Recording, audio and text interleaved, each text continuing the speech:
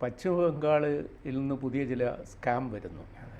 നമ്മൾ ഈ ബംഗാൾ ഇന്ന് ചിന്തിക്കുന്നത് നാളെ ഇന്ത്യ ചിന്തിക്കും എന്ന് പഴയ ബംഗാളിലെ ബുദ്ധിജീവികൾക്കൊരു അഭിമാനം പറച്ചിലുണ്ടായിരുന്നു.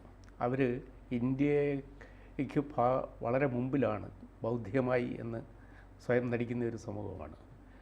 ബംഗാളിലെ ഈ സ്കാമിന് സമാനമായ ചെറിയ ചെറിയ സ്കാം കേരളത്തിലും ഉണ്ട്. അപ്പം ബംഗാളിനെ ഇപ്പോൾ ഇന്ത്യ ഇമിറ്റേറ്റ് ചെയ്യുന്നത് ഈ അഴിമതിയുടെ കാര്യത്തിലാണോ? ഇപ്പോൾ അധ്യാപക നിയമനത്തിൽ ബംഗാളിൽ നിന്ന് വലിയൊരു അഴിമതി അവിടുത്തെ ഹൈക്കോടതി റദ്ദാക്കിയതായിട്ട് വന്നു. അതിനെപ്പറ്റി ഒന്ന് വിശദീകരിക്കാം. ഇന്ന് ബംഗാളിൽ നിന്ന് വന്ന ഈ വലിയ വിവരം, വലിയ അഴിമതി, അത് മുഖ്യധാര മാധ്യമങ്ങൾ അങ്ങനെ കാര്യമായി എടുത്ത് കാണുന്നില്ല. 24,000 അധ്യാപകരെ അവിടെ കോഴ കൊടുത്ത് സർക്കാർ നിയമിച്ചത് ഇന്ന് ഹൈക്കോടതി റദ്ദാക്കി. അത് സ്കൂൾ സർവീസ് കമ്മീഷൻ, ഇവിടെ പബ്ലിക് സർവീസ് കമ്മീഷനൊക്കെ ഉള്ള പോലെ അവിടെ സ്കൂൾ സർവീസ് കമ്മീഷനുണ്ട്. അവർക്കാണ് അധ്യാപക നിയമനം. സർക്കാർ സ്കൂളുകളിലും എയ്ഡഡ് സ്കൂളുകളിലും ഇവരാണ് നിയമനം നടത്തുന്നത്. അങ്ങനെ നിയമനം നടത്തിയ 24,640 പേരുടെ നിയമനമാണ് റദ്ദാക്കിയിരിക്കുന്നത്.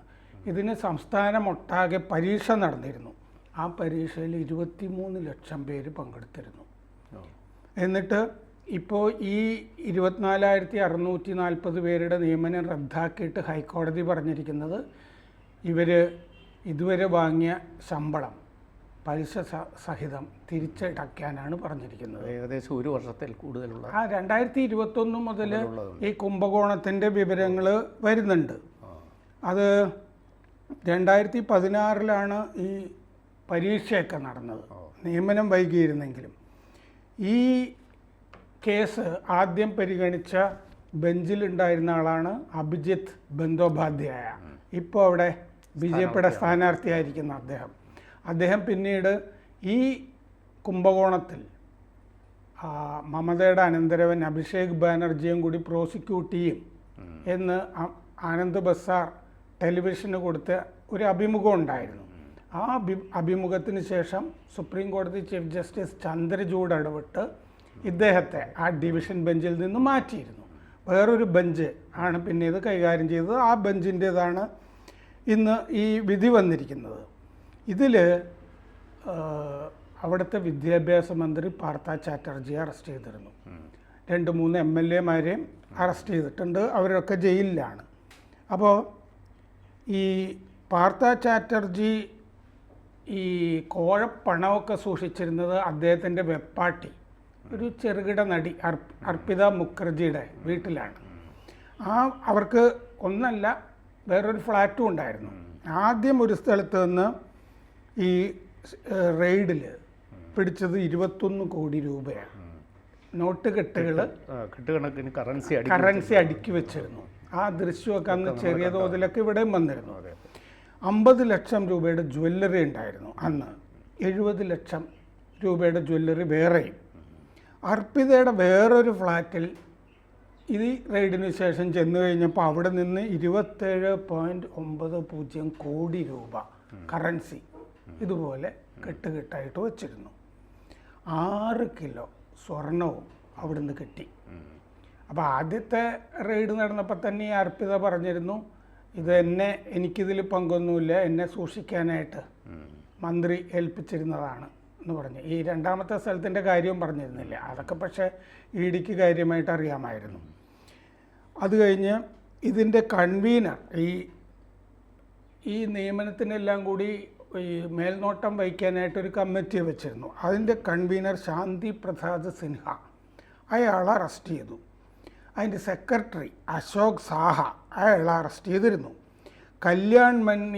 കല്യാൺമൈ ഗംഗോപാധ്യായ, ഈ കമ്മീഷൻ്റെ ചെയർമാൻ, അങ്ങേര് മുൻപ് ചെയർമാനായിരുന്നു ഈ സംഭവമൊക്കെ നടക്കുമ്പോൾ. ഇപ്പം അയാൾ നോർത്ത് ബംഗാൾ സർവകലാശാല വൈസ് ചാൻസലറായിരുന്നു. അയാളെയും അറസ്റ്റ് ചെയ്തു. വൈസ് ചാൻസലറും അങ്ങനെ അറസ്റ്റിലായിപ്പെട്ടു. തൃണമൂലിൻ്റെ MLA ജീബൻ കൃഷ്ണ സാഹ, അയാളെ അറസ്റ്റ് ചെയ്തു. റെയ്ഡിൻ്റെ സമയത്ത് ഇയാൾ അയാളുടെ മൊബൈൽ ഫോൺ ഒരു കുളത്തിൽ വലിച്ചെറിഞ്ഞിട്ട് ഓടി. പക്ഷെ ഓടിച്ചിട്ട് പിടിച്ചു അങ്ങനെ. ഇതൊക്കെയാണ് അവിടെ സംഭവിച്ചിരിക്കുന്നത്. പിന്നെ മുൻ MLA ഉപേന്ദ്രനാഥ് ബിശ്വാസ് അയാളും ഇതിൽ പിടിച്ചിട്ടുണ്ട്. മണിക് ഭട്ടാചാര്യ എന്ന് പറഞ്ഞ MLA അയാൾ ഇപ്പോൾ ആ ടീച്ചർ സർവീസ് കമ്മീഷൻ്റെ ചെയർമാനാണ്. അയാളും പിടിച്ചിട്ടുണ്ട്. അയാളും MLA ആണ്. ഇതെന്താ ചെയ്തതെന്ന് വെച്ചാൽ ഈ കോഴ വാങ്ങിച്ചത് ആരുടെയൊക്കെ ആണോ അവരുടെയൊക്കെ ഈ പരീക്ഷ എഴുതിയ ശേഷമുള്ള OMR ഷീറ്റ് ഉണ്ടല്ലോ അത് റീപ്ലേസ് ചെയ്യുകയാണ് ചെയ്തത് വ്യാജമായിട്ട്. അവർ എഴുതിയ സാധനം എടുത്ത് മാറ്റിയിട്ട് പുതിയത് മുഴുവൻ കറക്റ്റ് ചെയ്ത് വെച്ചു. അതെ അതെ, കൃത്യമായ ഉത്തരങ്ങളൊക്കെ ഉള്ള സാധനങ്ങളൊക്കെ കറക്റ്റ് ചെയ്ത് വെച്ചിരിക്കുകയാണ്. അത് കണ്ടുപിടിച്ചു. അത് ഇപ്പോൾ CBI ഒന്നുകൂടി വിശദമായ അന്വേഷണം നടത്താനും കോടതി പറഞ്ഞിട്ടുണ്ട്.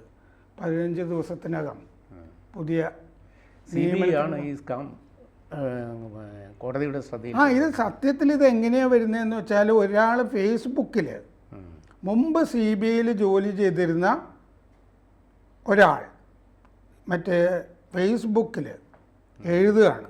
ഫേസ്ബുക്കിൽ എഴുതിയിട്ടാണ് ഇത് ചൂട് പിടിച്ച് വരുന്നത്. അങ്ങനെയാണ് ഇത് പുറത്തു വരുന്നത്. ഇത് സംഭവം എന്ന് പറഞ്ഞാൽ ഈ കേരളത്തിലും നിയമന അഴിമതിയുണ്ട്. ഈ ഇലക്ഷൻ കാലത്ത് നമ്മൾ ആരും അധികം ശ്രദ്ധിക്കാതെ പോയ ഒരു വാർത്തയാണ്. താൽക്കാലിക നിയമനം ലഭിച്ച് വിവിധ ഡിപ്പാർട്ട്മെൻറ്റുകളിൽ ജോലി സ്ഥിരപ്പെടുത്താൻ പോകുന്നു. അതിൽ 1000 പേരെ ഗവൺമെൻറ് സ്ഥിരപ്പെടുത്താൻ നീക്കം. അത് PSC മറികടന്ന് പിന്നെ താൽക്കാലിക നിയമനം നേടിയവരാണ്. അവർക്ക് PSCയിലെ അപ്പോയിൻമെൻറ്റ് പോലെ സ്ഥിരപ്പെടുത്തി കൊടുക്കാൻ പോവുകയാണ്. അതേസമയം സിവിൽ പോലീസ് പിന്നെ റാങ്ക് ലിസ്റ്റിൽ നിന്ന് ആളെ നിയമിക്കുന്നില്ല എന്ന് പറഞ്ഞ് ഉദ്യോഗാർത്ഥികൾ സെക്രട്ടേറിയറ്റിൻ്റെ മുന്നിൽ സത്യാഗ്രഹവും സമരവും നടത്തിക്കൊണ്ടിരിക്കുകയാണ്. അവർക്ക് ഒരാളിന് പോലും ആ ലിസ്റ്റിൽ നിന്ന് നിയമനം കിട്ടിയില്ല. അങ്ങനെ ഇരിക്കെ PSCയെ നോക്കുകുത്തിയാക്കി വെച്ചുകൊണ്ട് പിൻവാതിലിലൂടെ നിയമനം ലഭിച്ചവരെ സ്ഥിരപ്പെടുത്തുകയാണ്. ഈ ഡിപ്പാർട്ട്മെൻറ്റുകളിലെ ഒഴിവുകൾ യഥാകാലം PSCക്ക് റിപ്പോർട്ട് ചെയ്യാതിരിക്കുക. റിപ്പോർട്ട് ചെയ്താലും PSC അതിൻ്റെ പിന്നെ ടെസ്റ്റൊക്കെ നടത്തി ഇൻ്റർവ്യൂ നടത്തി റാങ്ക് ലിസ്റ്റ് തയ്യാറാക്കുമ്പോഴത്തേക്കിനും ഇവിടെ ഈ പിൻവാതിൽ നിയമനത്തിലൂടെ വന്നവർ ആ പോസ്റ്റെല്ലാം ഫില്ല് ചെയ്യുക. പിന്നെ ഈ റാങ്ക് ലിസ്റ്റ് പാഴായി പോവുക. ഈ സിസ്റ്റമാണിപ്പോൾ ഇവിടെ നടക്കുന്നത്. തികച്ചും ഉദ്യോഗാർത്ഥികളെ, യുവാക്കളെ, വിദ്യാഭ്യാസം ചെയ്ത യുവാക്കളെ, തൊഴിൽ തേടി നടക്കുന്നവരെ വഞ്ചിക്കുന്ന ഒരു സമീപനം. അതിനേക്കാൾ ഭീകരമാണ് ബംഗാളിൽ.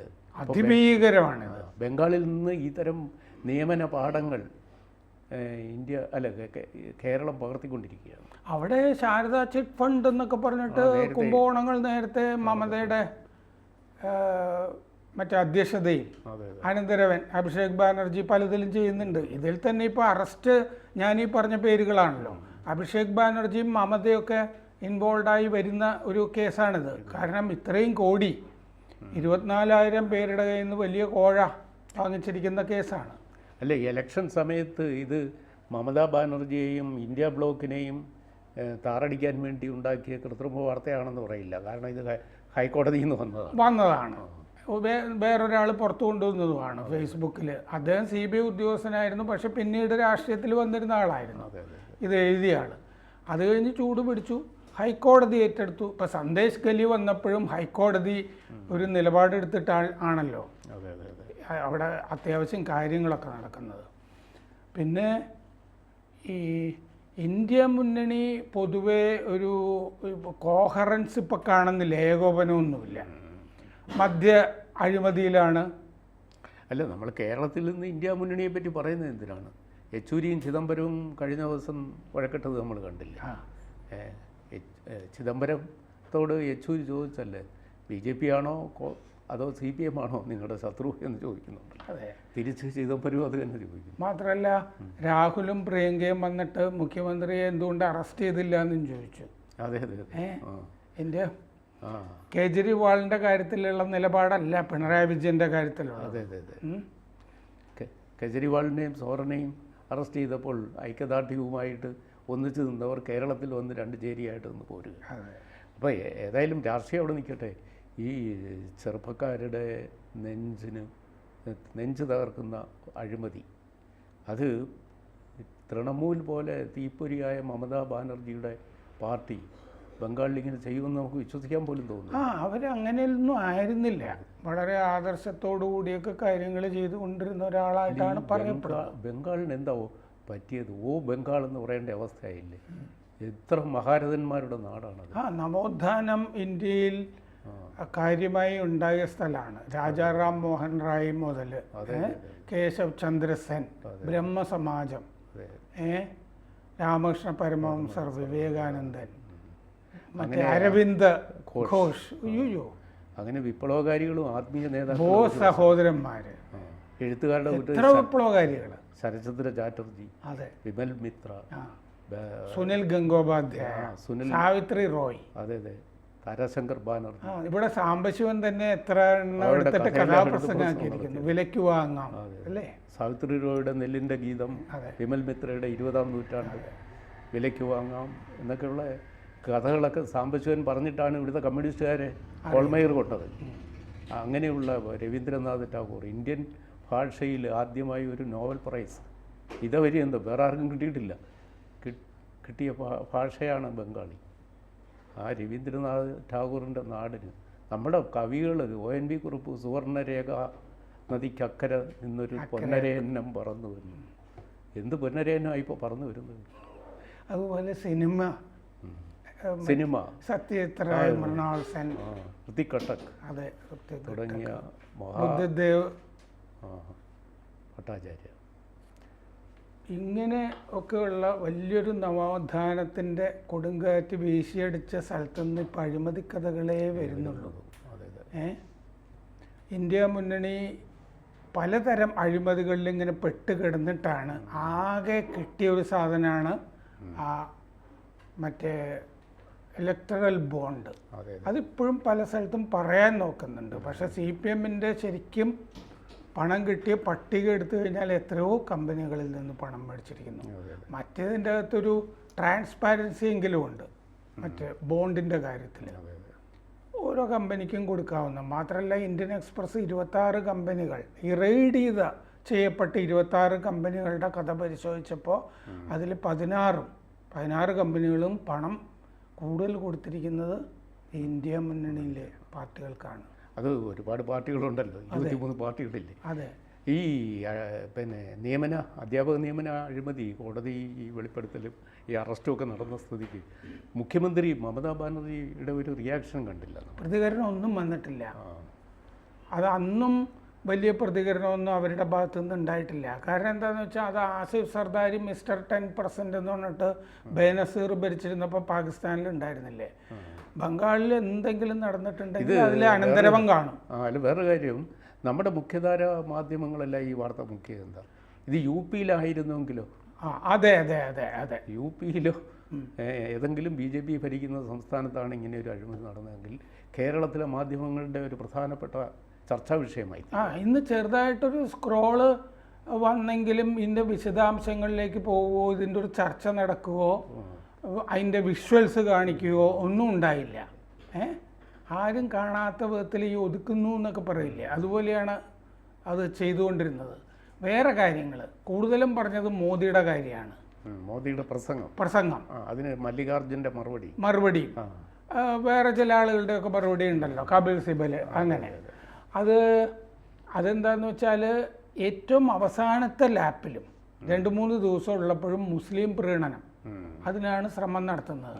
ആ കാര്യത്തിൽ മമതാ ബാനർജിയും പിണറായി വിജയനും 2 മുഖ്യമന്ത്രിമാരും വളരെ യോജിപ്പിലാണ്. രണ്ടിടത്തും അഴിമതി കഥകൾ ധാരാളമാണ്. ഭരണവിരുദ്ധ വികാരവും ഭീകരമാണ്. അല്ല, അത് ഈ രീതിയിൽ പോയാൽ പുറമേയും അകമേയും വെസ്റ്റ് ബംഗാൾ ഒരു വേസ്റ്റ് ബംഗാളാവുകയാണ്. ആണ്. ഈ സുജാതൻ അടുത്ത കാലത്ത് അവിടെ പോയിരുന്നു. ഞാൻ പോയിരുന്നു. ഈ ജൽപാഗുരി, സിലിഗുരി, പഴയ നക്സൽബാരി ഏരിയയിലൂടെ ഞാൻ യാത്ര ചെയ്യാനിടയായി കഴിഞ്ഞ മാർച്ചിൽ. അപ്പോൾ എനിക്ക് അവിടുത്തെ പരിസരമൊക്കെ കണ്ടിട്ട് നമ്മൾ കേരളം ഇതിനേക്കാളൊക്കെ എത്രയോ ഭേദം. അതെ അതെ 50 വർഷം പിന്നിലാണ്. അതെ, വൃത്തിയുള്ള ഒരു റോഡ്. അതെ അതെ അതെ. നമ്മൾ ഈ പണ്ടത്തെ ഈ തകരപ്പാട്ടകൾ കൊണ്ട് നിർമ്മിച്ച വീടുകളാണ്, തകരം കൊണ്ട് മേഞ്ഞ വീടുകൾ. അത് നോക്കത്താ ദൂരത്തിങ്ങനെ പരന്ന് കിടക്കുന്ന നെൽവയലുകളുടെ കരയിൽ പനകൾക്ക് കീഴിൽ കൊച്ചു കൊച്ചു തകര വീടുകൾ, അതിൽ നരകയാതന അനുഭവിക്കുന്ന സാധാരണ മനുഷ്യർ. ഒരു 5 വീടിന് ഇടയിൽ ഓരോ കള്ള് ഷാപ്പുണ്ട്. അത് ഈ പനങ്കള്ള് വിൽക്കുന്ന ഷാപ്പ്. ഈ ഷാപ്പിൽ ഇപ്പോഴും കപ്പിലും ചിരട്ടയിലും കള്ള് കൊടുക്കുന്നു. പൂണൂൽധാരികൾക്ക് മാത്രമേ കപ്പിൽ കള്ള് കൊടുക്കൂ. ഓഹോ, ഞാൻ അത്ഭുതപ്പെട്ട ഒരു വിഷയമാണ്.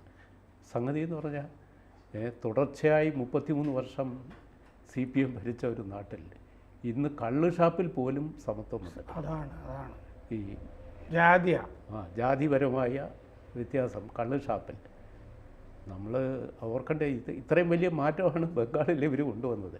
ഈ ബംഗാളായില്ലല്ലോ കേരളം എന്ന് പരിതപിക്കുന്ന കവികളൊക്കെ നമ്മുടെ നാട്ടിലുണ്ട്.